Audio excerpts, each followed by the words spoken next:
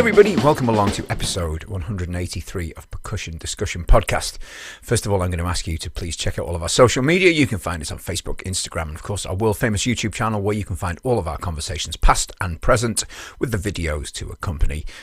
Please subscribe if you don't mind. There's no adverts on there to get in the way. It just means you'll be informed when the new content comes along, of which there is quite regularly. So if you could do that, really helps grow the channel as well. Thank you. If you'd rather listen on the go, then this is no problem.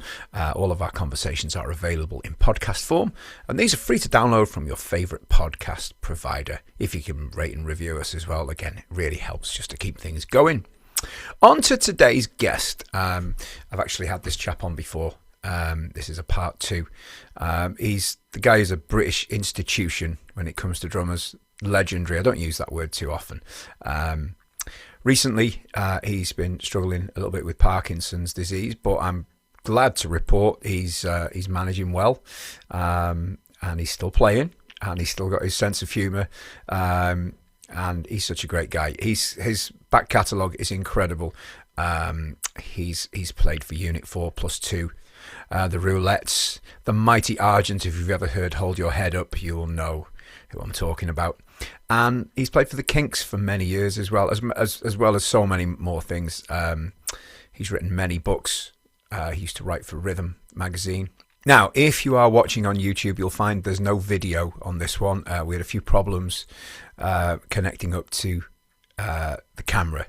So it's just audio, but it's great audio. So it gives me great pleasure to welcome the wonderful man that is Mr. Bob Henrit. Bob, thanks so much for doing this once again. It's good to speak. Yes, it is. And you won't see Bob's face, unfortunately. A few signal issues. You're in the middle of nowhere, I believe. Yeah, there's loads of photos online, though. Yeah, I'll put a photo. Mostly 50 years old.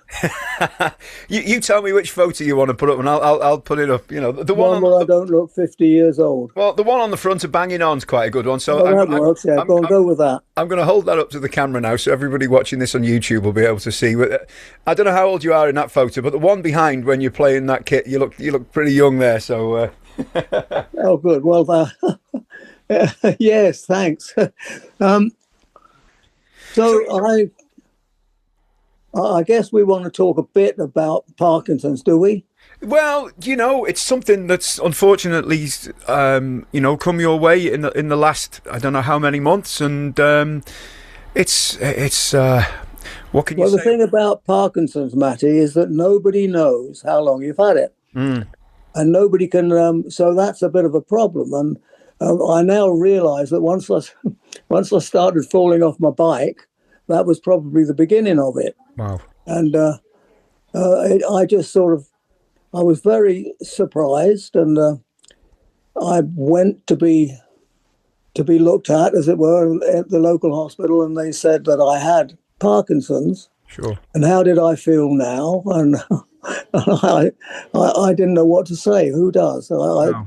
In the end, I said, well, nobody's ever told me I had a life-changing disease before, so I'm not quite sure how I'm supposed to react. Anyway, I found out that help is at hand, and believe it or not, my local pub has a clientele, many of whom have Parkinson's, and several of whom are musicians.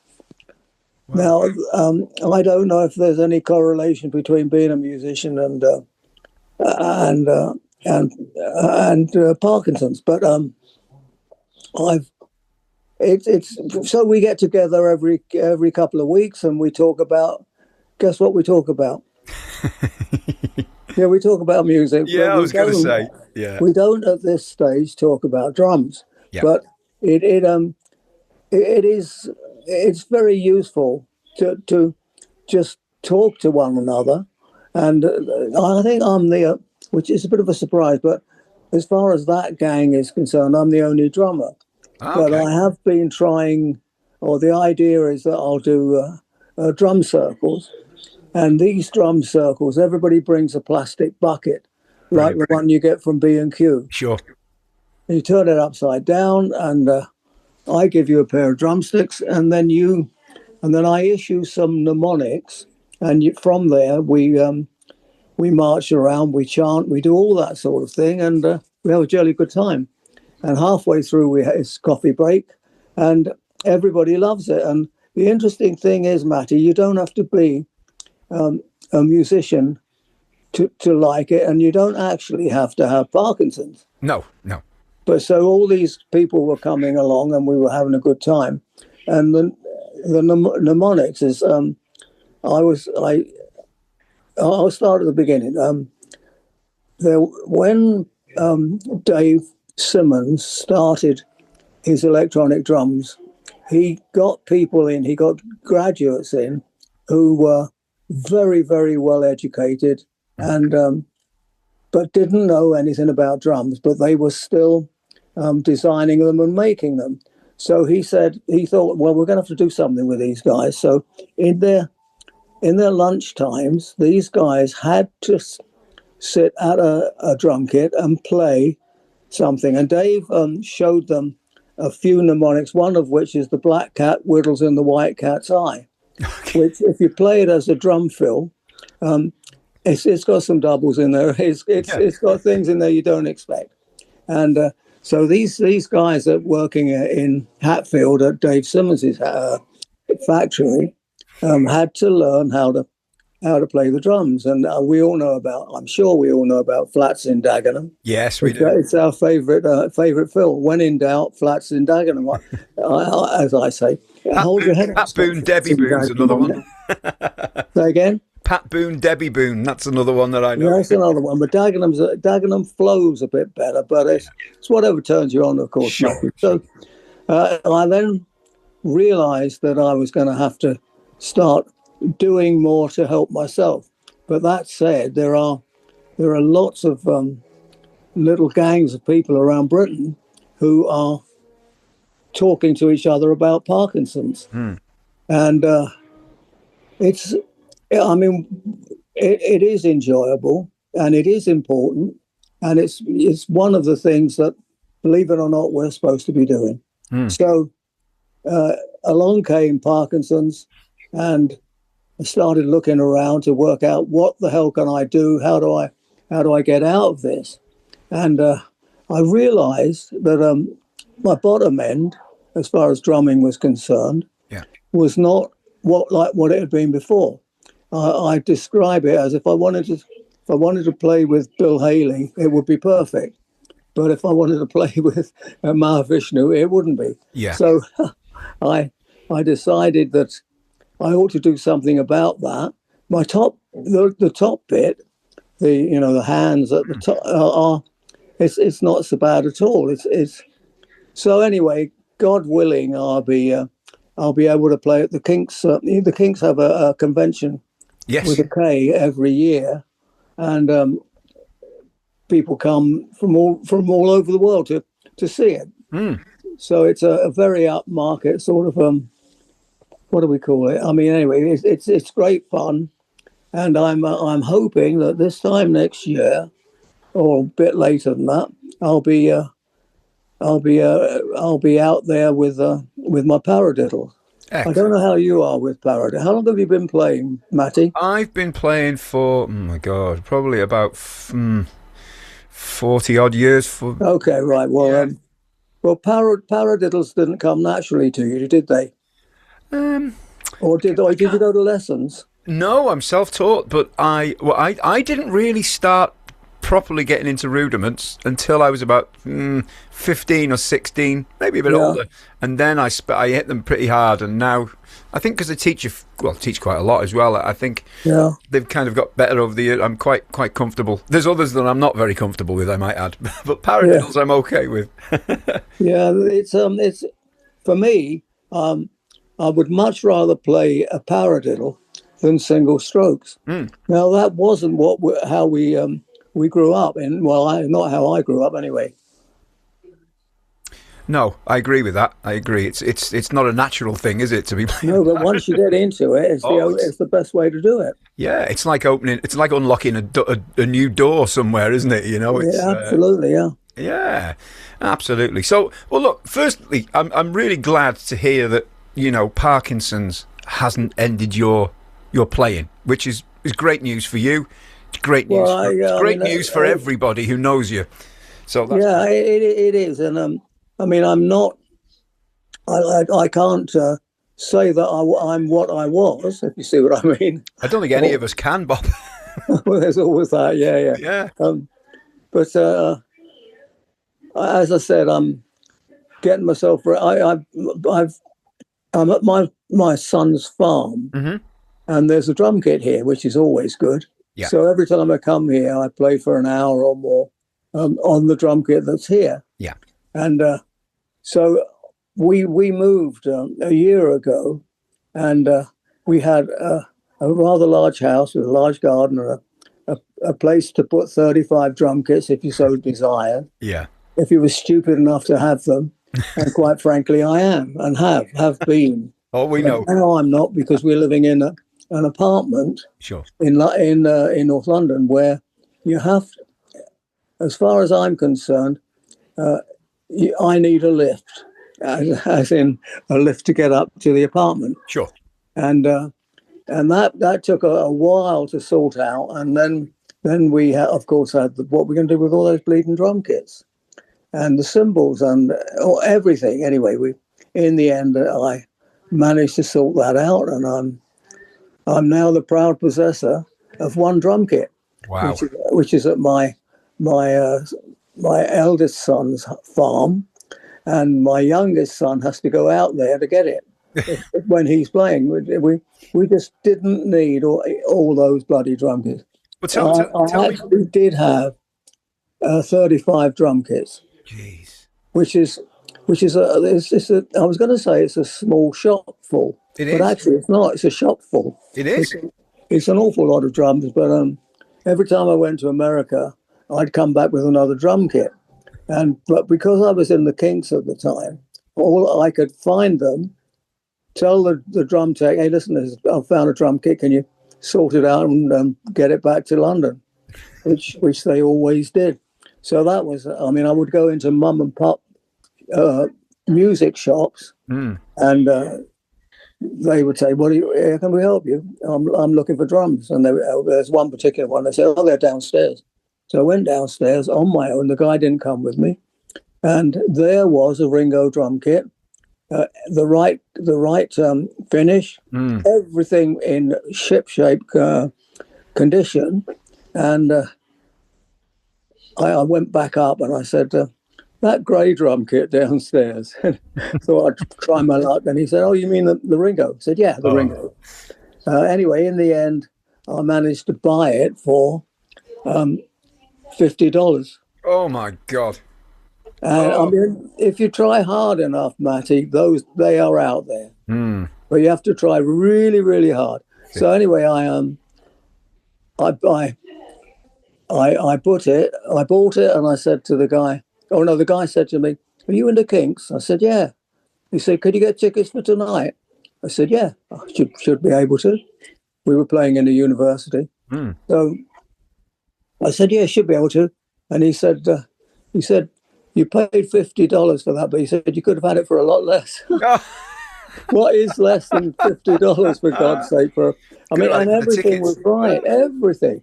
Oh, except for the bass drum hoop, which I found the right bass drum hoop, believe it or not, the next day in another mum and pop shop, but they knew what they had, so I hadn't got away scot-free. Anyway, tell me, Bob, I have to ask, right? How the hell did you whittle 35 kits? How did you choose what to keep? Was it a no-brainer for you, or what? Because, you know, I'd struggle with that, I think. Well, we were living in Winchmore Hill at the time, and we had a 4-bedroom detached house. Yeah. And all of the drums were up in the loft. But my concern was that that they were eventually, and they were all stacked against the bits that hold the roof on, the joists, and but I was scared that eventually they would fall through the ceiling of the lower of the lower roofs, and and if anybody was in bed, they would be in trouble. So anyway, in the end, it didn't happen, and I managed to not be the owner. I was very concerned that I wouldn't be able to do anything with them, and we'd have to move, and somebody would sue me because I had a load of drums in the loft. But anyway, in the end, it didn't happen, and I'm not the collector I was. As a matter of fact, I'm not at all avid. Yeah. There is a light at the end of the tunnel, all you collectors out there. You don't have to keep going for the. So, which kit did you keep then, Bob? Did I keep? Yeah. There's one. Well, the kit that is down at my son's farm is a Heyman. Oh, I'm so glad to hear that. I really am. Yeah, well, there were a lot to choose from, but I just. I mean, I love drums. I love them to death. Oh, we know it. And they're great fun, and I'm interested, and I can write millions of words on them, and of course I have. So it's been a lifetime's achievement, and I'm on my 12th book. Wow. And there's another one going to be coming out. And nobody has ever written, in my humble opinion, about European drums. I'm not talking about tricks and sonor, but I mean all over Europe, drums were being made, but nobody's ever written about it. So that was on the stocks, and I'm just sort of keeping going, really. But I mean, I want the story to be told. Of course, there's an awful lot. Well, you know this as well. There's an awful lot of what they call Chinese whispers going on out there, and people think they know about it, but they aren't. They aren't. They don't know the whole story. So I'm going to keep going until I can't go no more. Well, you can't see what I'm holding up, but I've got Was this your first book, Banging On, Bob? So I'm holding that up to the camera there. No, it wasn't the first one. The first one was a Simmons book. Ah, okay. And that was the first one. And unfortunately, what happens with books is that they go out of print. So, for example, the Simmons book went out of print very quickly, and as did Banging On, and just about all of them, really. But, I mean, they are still out there, providing you want to pay through the nose. Yeah, of course. I mean, I guess the fact that they're out of print, that's generally a good thing, because it means people have bought them. Yeah. Yes, but, yeah, no, you're absolutely right. You know, if they were all still in print, it would have been like, well, that was a failure. But the fact is, somebody's gone out and bought them all, and you know, and great. So, collector's items. Well, they are. Well, that's what they say. Of course they do, and but they are, dare I say, quite expensive. But if that's what you want, then that's what you must do. But I mean, so there have been 10 books, and there has been a film, and we'll see where I go next. Really, doing a film was a lesson to anybody who goes into making films without really realizing what they're doing. Really realizing. Not bad, is it? A lot of rhyming there. So when I joined the Kinks, I was working on a film, which is called Crash Bang Wallop, which happens to be the title of the last book that was published. Yes, which I have read back to front, inside out. Oh yeah, well, well done. Thank you very much. Yeah, it is fun writing them, and when COVID came along, there was nobody really wanted my services, and Mike Dolbear wasn't publishing at that time because for whatever reason. Sure. And so I wanted to have to have more books out, but it was becoming much more complicated. But certainly, as far as the books that were available at the time, I'd like to think that I've covered the spectrum of what is out there and what people want to know, and of course, there's bound to be somebody out there who's more expert than me, but whoever they are, they haven't written it down yet. Yeah, that's the thing. Yeah. And but you know, your experience over the years with all the articles you've done for Rhythm magazine, you've done for everything. I'm not sure there is somebody out there who knows much more than you. I'll be honest. Well, I haven't met them if there are. I was going to say thank you, but yeah, it's everybody knows a little bit, but it's to avoid Chinese. Do you know what a Chinese whisper is? Oh, I do. I say. Oh, you do. Okay, so and probably everybody else listening does as well. But if you're not careful, people. I mean, I read things, and it doesn't have to be about drums, which are patently wrong. They're not right. They're wrong, and I'm never sure what to do when I discover that. But there are a lot of misnomers out there as far as drums are concerned. But that's what collecting's all about. You collect, and sometimes you get it wrong, and sometimes you get it right. But it's kept me going for a few years. I mean, I started writing in '61 when I joined Adam Faith, and I didn't have any children then, but I thought one day my children are going to, when I do get children, they're going to want to know where the hell I was for 20 years when they were growing up. Sure. And I mean, but it happens to all musicians, you know. That's what goes on. If you're on the road, you're on the road, and you're not at home. Yeah. And when you get home, your kids don't recognize you, or not sure how to react to you. So I'm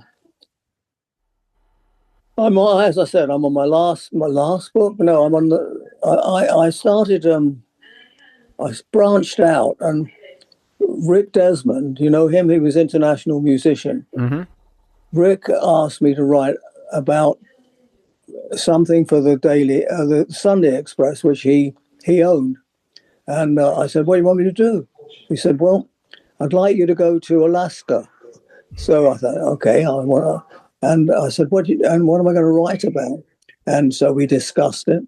And all of a sudden, I was a travel writer.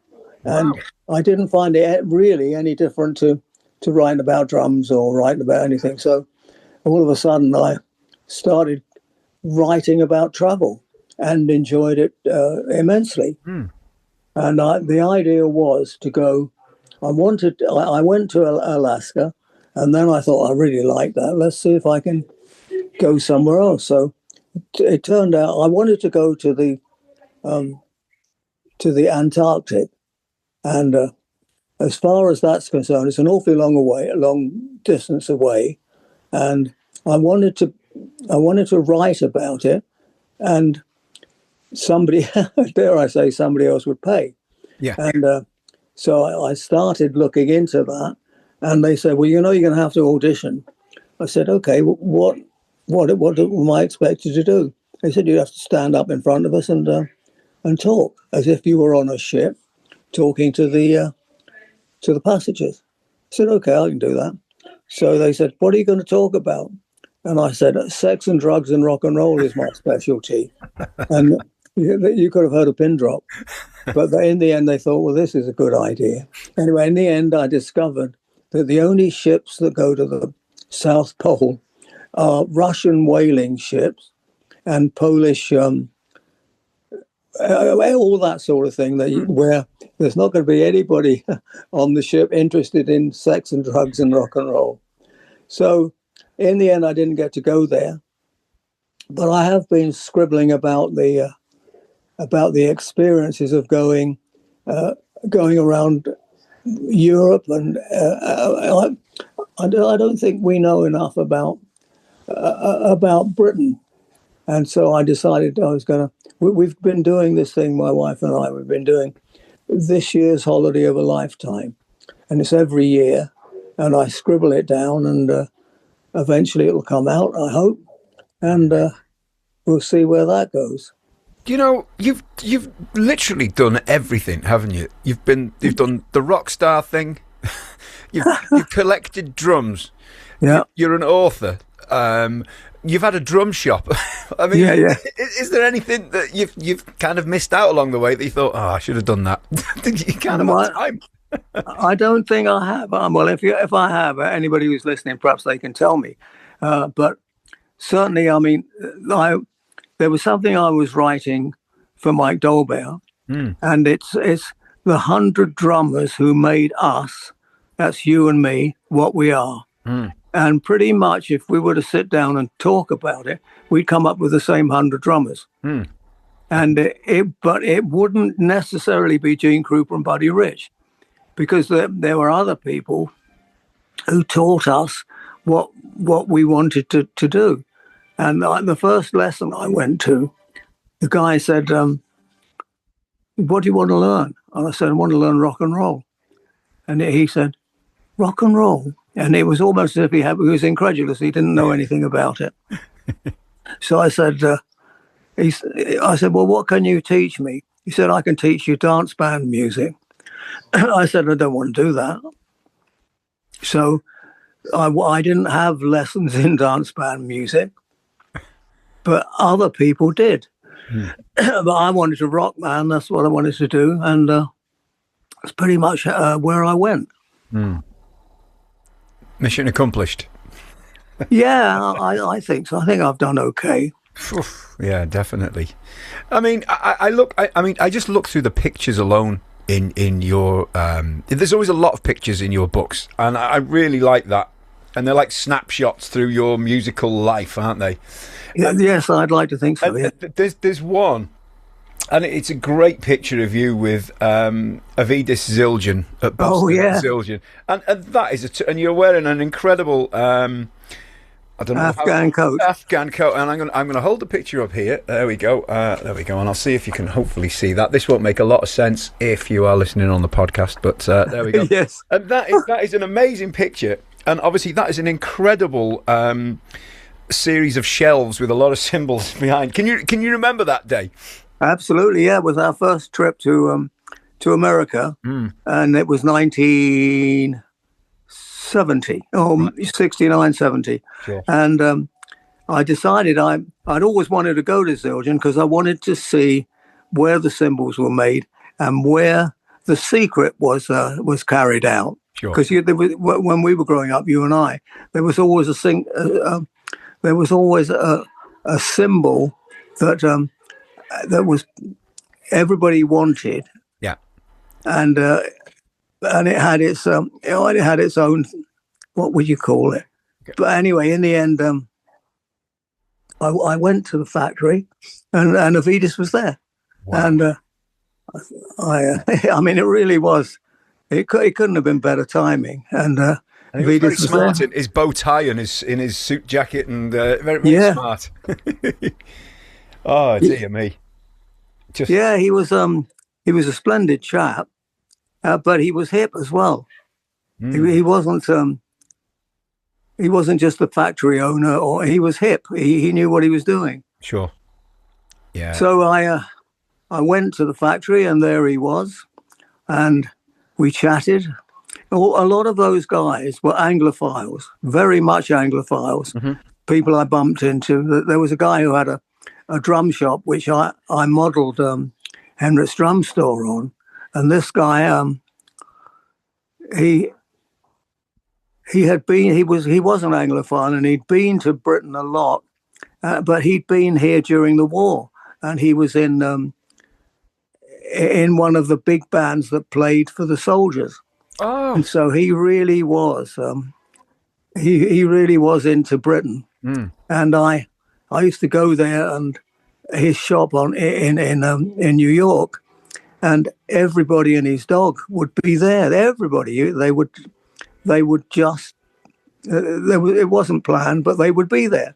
And so I was going to say my heroes, but perhaps I should say my heroes, but these guys were just. I mean, I sort of grabbed hold of everything they were telling me because they were telling me stuff that I would never have found out otherwise. And there was, when I first went there, there was a Camco that they'd just taken delivery of, and it had brass fittings. And it was $700, and I had a pocket full of per diems, and I thought, I've got to buy that, I've got to. And in the end, I talked myself out of it, but and I had pink heads on it. I mean, it really, really was the business. Yeah. And but I didn't buy it, and I'm never going to buy it. Not that I haven't had a lot of Camco kits. One that got away. I've had more than my fair share. Oh, dear me. But So as far as going to America, I did my very best to get to see everybody who was running the drum world, and it paid dividends, and I became very friendly with these guys, and I really enjoyed it. But I mean, Remo Belli was a very nice chap as well, and I'm not sure whether he was an Anglophile, but Anglophile, whatever they say, I'm not sure, but he was very much a great guy to talk to. As they all are. There's some. I don't believe anybody's met anybody in the drum business who was a nasty piece of work.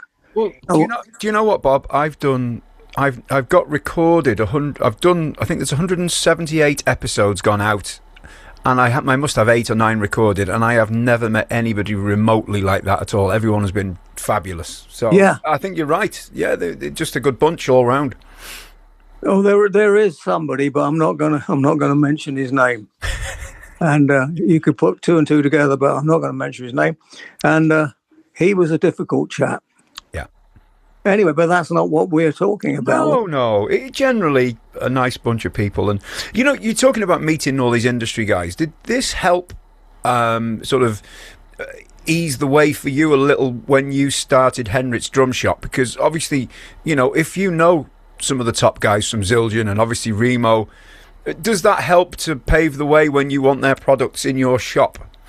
Well, yes, but I mean, we all only had really, really good product in the shop, and so we didn't have any trouble getting any stock. It was what we did, and we actually had, believe it or not, 10 Black Beauties. Oh, wow! And they were all on a shelf. And they were, when they reissued them, we bought 10, put them on a shelf. And one day I thought, I wonder if there's any difference in sound. I was naively thinking they all sounded the same. And so I put them in a line and played them, and they all sounded different, which makes you think, doesn't it? Because they're all metal. Yeah. They've all got plastic. But there was a difference. Amazing that. I've heard that before, actually. Yeah, I've heard this before. Well, and I suppose it's personal taste at that point then, isn't it? Oh, yes. Well, yeah, of course. I mean, I can't... I mean, I don't... I've had lots and lots of 400s, of Ludwig 400s. Sure. And I've had... to put it into perspective, I haven't had anything that I desperately wanted. I've managed to get everything I wanted. Yeah. And that was, as you would say, that was job done. And I used to go into shops that weren't necessarily drum shops, and get to know the people behind the counter. And I bought a Pioneer, and that was cheap as chips as well. And when I bought it, I didn't know anything about Ludwig Pioneers. Are they the 6 lug ones? Well, yes, they are. Yeah. Yes. Yeah. Strange sounding things. To me. Yeah, it's not a 400, that's for sure. No. And it's not a super sensitive. No. But it might be close to a Gretsch, come to think of it. Yeah. Oh, I think I've had a couple, and I'll be honest, I didn't like either of them. I like the colour. That was about Yeah, it. they look good, don't they? They They do. did, yeah, And they were a talking point, of course. definitely. But the money they're going for these days is ridiculous. So it's yeah. Yeah. It's, obviously, how do you? It must be a strange one for you. You were in the heyday for drum shops, through the 70s and 80s, and seeing how they are today must be a strange feeling for you. Everything on the internet. I know there are a few good drum shops out there. There are, yeah, but you have to find them. Yeah, it's few and far between. You can probably list them on one hand. Yeah, you could, yeah. And good on them for sticking it out. But it must be a strange feeling for you seeing what's going on after being in the heyday. Yeah, it's yeah, I won't say that it isn't weird now. Well, it isn't weird because somebody phoned me the other day and said, "Where can I get a drum set?" Now, there was a time when I could have reeled off a place where this guy had decided he wanted to get back to drumming, but he'd been drumming, not in a professional way, and he said, "Where could he get a drum set?" And now, what do you say to somebody who's throwing that into the mix? There was a time when there were dozens of drum shops in London alone. Sure. But he didn't really know what he wanted, but he wanted a drum kit with cymbals and the stands. Well, there was a time when that was easily done, and Ringo's son walked off with one of those, as in he wanted that sort of drum set. He wasn't being fastidious at all. I made an album with Ringo. I made it in Copenhagen, and we were there for a couple of weeks making this album. What album was this, Bob? Sorry? Which album was this? So the album was called On the Rebound. Right. And it was great fun to do, and Ringo's great fun. And it's interesting with Ringo, once he thinks you've got to know him, he wants you to call him Richie. Right. But American drummers of our ilk don't want to call him Richie. They want to call him Ringo because he was their hero. He was Ringo. Of course.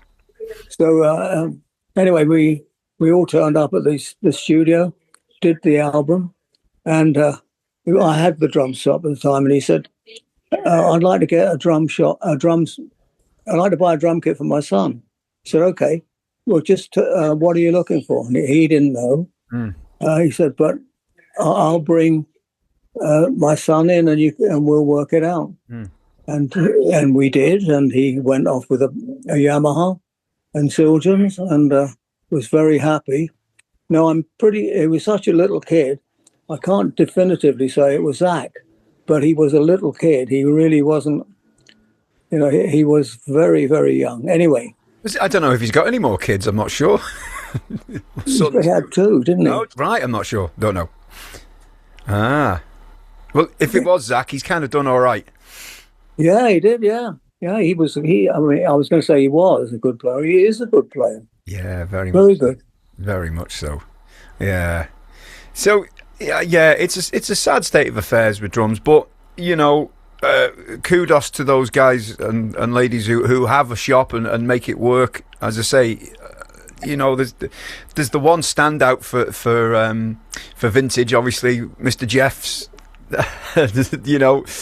Rusty Drums, which is I have never seen a place like, and I'm sure you've been there many times, Bob. Yeah. Not many times, but I've been there, and I really enjoy my time there. I mean, and of course, it depends who's in there with you. Yeah, of course. Other than Mark, that is, of course. Yeah. Well, it's I've just heard today another of our friends, Henry Spinetti's going out back on the road again with Andy Fairweather Low. Just is he really? Just announced today, so it's nice to hear, isn't it? He was telling me the story about an audition for Tina Turner. Wow! And he got to the rehearsal studio, and there was him, a drum kit, and Tina. And he said, "Where's everybody else, Tina?" He said, "There isn't anybody else. This is it." So he said, "What do you want me to do?" Just play, and I'll dance. So Tina Turner was dancing, and and Henry was contributing to it all, and she liked the feels that he was getting, so he got the gig. That's incredible. Wow. What can you say about that? That's just nothing. Well, you can say whatever you like about it, but there are loads of stories about drumming, lots of which I've forgotten. But all the books have the ones in them, or the stories in them that I could remember. Well, it's funny, you know. I've been told so many things doing these. I've been so lucky doing these over the years, and once I stop recording at the end and we'll have a little natter, and I will get told things, you can't repeat this, it's not recording, and it's like things that have blown my mind, and I've been silenced. I'm not allowed to talk about them, which is a real shame. It is, but it's nice to hear it all the same, you know. Yeah, but it is fun, and anybody. I mean, of course, we're all in a business that's a complicated business, and we've got to get it right, and but the best of all is you have to have fun. Yeah. And if you're not having fun, then it shows. It shows in the recording. Of course it does. Yeah, absolutely. Well, I'm going to jump back a little bit, Bob. When I asked you which kit you'd saved and the one that you use, and you said it was the Heyman, and I was really pleased that I have a couple of Heyman kits, which I think are some of the finest sounding drums out there still. So was it a personal thing, or was it a sound thing, or was it a drum set that you've used in the past? What made you? Well, I was was one of the first endorsers when they came out. Yeah. And we all got. I mean, it was a loud sounding drum set at a time when we needed a loud sounding drum set. PAs were getting bigger, organs were getting bigger. I mean, the organ in our band was deafening. But of course, we didn't realise that until 50 years later. We couldn't hear, not 50, 30. Yeah. But that was a danger. But we, as far as Heyman was concerned, the drum set that there's photographs of, which is where every drum's a different colour. Yeah. I couldn't work out why no other drum company pinched that idea, because it's not difficult to have a drum kit with 4 different colours. As you don't have to wait for too long to do it. There's always going to be, well, in my experience, you're always going to be able to get another coloured drum. Mm-hmm. And so the Dolly Mixtures kit, which I had, was the only one I never saw any other, still haven't. But I'm surprised that no other manufacturer has done it, because it is pretty distinctive. Absolutely, because I'm looking at one here, Bob, and it's the double bass kit with the I don't know, is it an 18 and a 24? 22. Yeah, were they? Because it's black and white, so I can't quite tell off this one. But was that a Dolly Mixture kit as well? I think there's 3 rack toms and 2 floor toms. No, I think they were black. Is there a big bass drum behind and a gong? And a gong, yes. Yeah, no, that wasn't Dolly Mixtures. That was a genuine black covered drum kit. Yeah, it looks great. It looks amazing, in fact. I have to say. It was, as long as you didn't have to carry it. Yeah, well, yeah, that's something. But I love the drums. I genuinely do. I've got what have I got? I've got 12, 13, 14, 16, 22 and an 18-inch bass drum. So I've got a nice little selection, all covered in black, same as that. Oh, right. So and they sound incredible. They still look contemporary as well. Yeah, they do. Yeah, they really do, compared to other drums of a vintage era. Of the era, yeah. They really, they don't look old fashioned. Some of the hardware obviously does, but that's fine. Yeah. Some of the hardware always was. Yeah, well, yeah, even at the time. But great sounding drums, and I'm so is it the Jelly Bean one that you kept then? No, that belongs to the guy that I wrote Crash Bang Wallop with. Oh, with Nigel's. With Nigel. He has it. I see. I've seen a picture of him. Yes. Yeah, he bought it completely independently of me. He said, and he got it from Yard. Ah, okay. Right, okay, makes sense. Yeah, it does, yeah. And anyway, I had a clear out and lots of stuff disappeared. Well, it didn't disappear. I knew where it went. I felt, to tell you the truth, I felt very selfish. I had a loft full of drums and nobody was seeing them. Sure. And the thing about a drum kit is, or about anything collectible, is that people have to see it. And so people weren't. So I went to see Lou Dyers. I said, Lou, I got a load of drums. Are you interested? And he came around with a very large van without even seeing the drums. And I just felt that I was being selfish, and I knew that, what's the guy's name? The guy in Leicester, who's got a garage full of drums, but you can't get them out because they're all squashed in. Oh, Lord. Yes, Alan, not Alan. Yeah, Lord Alan Buckley. Alan Buckley, yeah, it is Alan Buckley, isn't it? Yes, yes. And he's got, I don't know if he still has, but he had a whole garage so full that you couldn't get them out. And I felt that what I was doing, just stockpiling these drums wasn't right. People should be seeing it. Sure, I'm with you. Yeah. Well, and I'm glad it's a Heyman one. And I have to say, I don't know if you ever had, and I'm sure you did, because I think it's one of the finest snare drums, is the Metasonic. Yes, indeed. Beautiful, incredible drums. Yep. Did you have one? Oh, yeah, of course, yeah. Yeah. They're quite scarce now. I'm told they are, yeah. Yeah. Wonderful, wonderful drums. Easily compete with the 400, in my humble opinion. Yeah, why not? Yeah. Absolutely. And Bob, there was one thing I wanted to ask you, right? Because the last time we spoke, we didn't really speak much about the Kinks. So when you joined in '84, obviously you were replacing Mick Avory. How did you know Mick at the time? Because I often wonder. Absolutely. How does something like that work personally when you're friends and you get somebody else's gig? Is it terribly difficult? Mick and I had been friends since the 60s. You know, we would be on Ready Steady Go or any one of those music shows, and when we knew each other from them, and we used to sit down and have a cup of tea together, a beer together, a cup of coffee, that sort of thing, and it wasn't, and I knew that Ray was interested in me joining the band, and I thought, what am I going to say to Mick?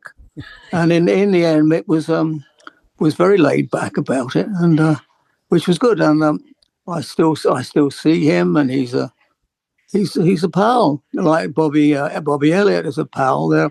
They're my generation, as it were. Sure. So there was never any bitterness or hard feelings either way? Absolutely not. No. Oh, that's nice to know. Yeah, it was. Because it's an awkward situation, isn't it, really? It could have been, yeah. Yeah. But it had the chance to be very difficult, but it never was. Oh, that's good. He and I would always talk, and still do. Yeah. He was looking for some drumsticks a couple of weeks ago, and he said, "Have you got any of these?" I said, "Have you tried a drum shop?" And we laughed. Of course, I'm not sure what he wanted, but it was something that you wouldn't just walk into a drum shop and get. Yeah, sure. Anymore. Sure.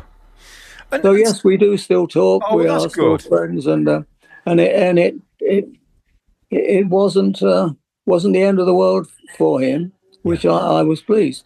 Yeah, because it could have been very difficult, couldn't it? But I'm glad it wasn't. And, so tell me, what kind of venues were you doing around that time with the Kinks, Bob? Well, I think I got the gig because I was very used to doing very big gigs. So we could be doing 10,000, 20,000, 30,000, 40,000 people. Wow. And there's a way, believe it or not, there's a way of playing in that situation. It's how you can make yourself sound better. And it's like in the 60s, we all played, well, lots of us played rim shots so that we could be heard. And certainly towards, once I was in the Kinks and were playing to a lot of people, I had to hit hard. Were you still playing traditional grip at this point? Yeah. Yep. I always have. Although interestingly enough, since the Parkinson's happened, I'm trying matched grip just to see how I get on. I never wanted to do it before, and a lot of respectable drummers were very surprised and that I was playing like that. And I was doing a TV show, and Ronnie Verrill was in the orchestra. Wow. Okay. And Ronnie came up to me. He said, "How are you doing that?" And I said, "What?" He said, "How are you holding a stick like that?" I said, "Well, it seems a very natural way of doing it." So he said, "Will you come round to my place and show me how to do it?" What a compliment. Yeah, it was a compliment. It never happened in the end, but even so, Ronnie Verrill was interested. That will do. That's another book. Yeah, it could be. Yeah. Yeah. Oh dear me. Oh, just amazing. I mean, and you did a fair amount of recording with the Kinks as well, didn't you? I mean, we covered Argent the last time, so yeah. You know, we kind of barely touched on it, and because an album I heard was the album Phobia. I can't remember now. Was it Phobia? Was it? Yeah, that's one. Yeah. And I always remember there's a song on there, and I loved it. And I didn't really know it was you playing. And it's Close to the Wire, is the song.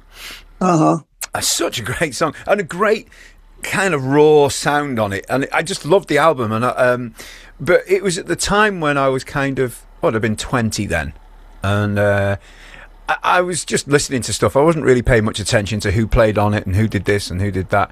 I just enjoyed it for what it was. Was it an enjoyable experience recording with the Kinks? Oh, absolutely. I mean, I've never played with anybody that I didn't admire. If I didn't admire them, chances are I wouldn't do the session. Yeah. But I admired everybody I ever played with. And still do. Yeah. And I mean, and that said, there are gigs that I probably must have told you this last time. There are gigs that I didn't do, not because I didn't like the band, but I was involved with something else. Sure. And so there's a few records I didn't play on that perhaps I should have done. You Really Got Me was one, and Whiter Shade of Pale was another, and the problem with being a busy drummer is you can't do everything. There's no way you can do everything. Yeah. So you have to start cutting corners. You know, I speak to a lot of drummers and I ask about this, and I'm sure it was the same in your heyday, if you like, and that was keeping a diary. The fear of opening the diary when you get offered some nice work. What's going to be there? You know, and it happens at every level. But obviously, when you're at the highest level, it must be even more terrifying opening that book when you get offered a really prestigious gig or a session or something. Well, yeah, the idea, of course, Matty, is that you get into a band and so you're doing everything that band is doing. Yeah, and not really moving out of the of that, of course, of that area. Yeah. Of that musical genre. So, but that said, there's, I think Ray wanted me because I was hard hitting and I knew how to play in stadiums and all that stuff. Yeah. And Mick wasn't quite that person. So, but that said, it was great fun. Sure. was having a conversation with my middle son, and and I was bemoaning the music that we were hearing now compared with the music we were hearing when we began. Sure. And he said, Dad, he said, shut up. And he'd never said that to me before. I said, what do you mean, shut up? He said, you have had the best of it. And he said, I'm not talking about the best of music for everybody. You had the best of music, and it was yours, and you were very, very fortunate. And of course, I was very fortunate. Anyway, I mean, I think you make your own fortune in this world, though. Oh, absolutely. Of course you do, yeah. No, it doesn't just appear. You need the talent and the social skills to back it up. It's not all about playing drums, is it? You know? Absolutely not. No. I mean, it's a lot about sitting on a plane going somewhere. And it's a lot about playing in theatres that you've always wanted to play in, especially in America. But, of course, over here, everybody wants to play at the Palladium and the Albert Hall and the Festival Hall and all those places. Yeah. But it's and they are often the goal. Of course. Yeah. But it's great fun, and I have had the best of it. And as James, my son, said, I've had the best of it, and lots of other people haven't had the best of it. No. But so we did have a reasonable one, and we had a good conversation about it. No. Well, look, you know, as I said before, you've done a lot. You've bought the T-shirt, everything. Honestly, it makes me smile when I see anything to do with you. I'm like, wow, he literally has done it all. You know, so good on you, Bob. That's all I can say. Good on you.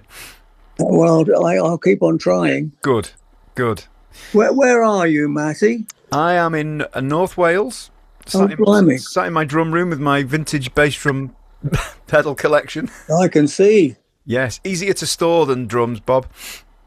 Yeah. Yeah, so it's not vast. I've got about 30 or 40 of them, I suppose. But yeah, just I don't know. It's one of those. I don't know whose feet have been on them, which floor, which bass drum they've been connected to. I'll never know. But it's just nice to, you know, just to imagine, if you like. Yeah.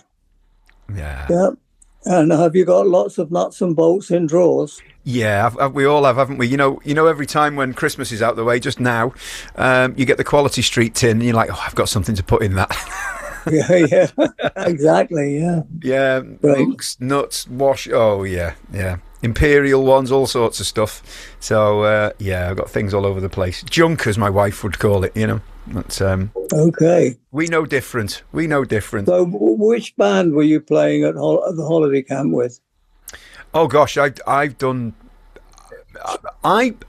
so many different things all over the years, and my gigs these days tend to be reading gigs. I don't do any kind of rock and pop stuff. It's always, well, I do, but it's reading. Reading gigs. I'm a bit lazy. I don't like to go rehearsing and things. Turn up, read the parts, go home. Yeah, I'm the sort of drummer that musical directors like. But I wouldn't impress anybody else. You know, they get what they need, and they go, "Yep, it's good, no messing about." And then, so I'm, you know, as much as I admire other amazing drummers and things, I'd never impress another drummer. I don't think. I'm just a reader with a decent enough feel, and that's it. Nothing else. And what drums do you have? Heyman.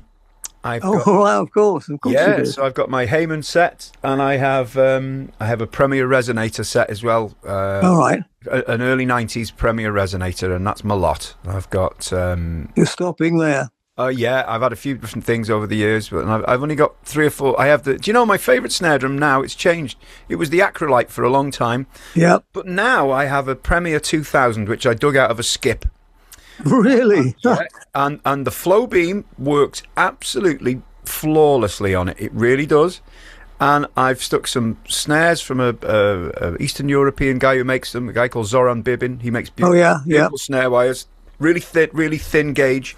And I've got a kangaroo hide head on it. And I did an orchestral gig in mid-December with a big snare drum piece in it, and it sounded absolutely phenomenal. It really did. Incredible. So that's my go-to snare at the moment. Yeah. It's pitted. It looks horrible, but it sounds incredible. So, and that's what it's about, isn't it? Yeah, I did a series of for Mike Dolby of now what was it called? It's called Desert Island Snare Drums, and the idea was that you talked about the ones that you really wanted. Yep. And the ones that got away, of course. Yeah. Well, I wouldn't say this is one I really wanted, but it sort of fell into my lap, and it ended up being the go-to. I love it. I absolutely. The Acrolite's been booted into second place. So, how many snare drums you take on a session? Well, I don't do much studio stuff, so I don't know. I haven't got many. I've only got about 4 now, I think. So, right. Yeah, I'd maybe take a wood one, steel, and an aluminium, and then see what works. You know, Dave Mattox used to take dozens of them. Yes, I think I've spoken to him about this. Oh yeah. Yeah. A truckload. Yeah. Dave actually was a dance band drummer. I didn't know that. Yep. Ah, okay. 4/4 on the floor. Interesting. There we go. Yeah, and he was in a ballet band, and he was playing. He was doing weeks in. He was going to different ballets around the country, and he was you can imagine he was very good at it because he's very good at everything. Yes. Look, this has been an absolute joy to speak to you again. It always is. It always is. I hope so. It's very kind of you. It has. So look, thank you so much, and I'm so glad to hear that the Parkinson's, hasn't stopped you playing, and you're still out there doing your thing and writing and all the other wonderful things that you do. So thank you for that. And okay, you're welcome. So thanks, Bob, and hopefully I will maybe see you at the Vintage Drum Show. Who knows? Okie dokie. Okay, Matty. Take care. Thanks so much. Peace and love. See you, man. Indeed.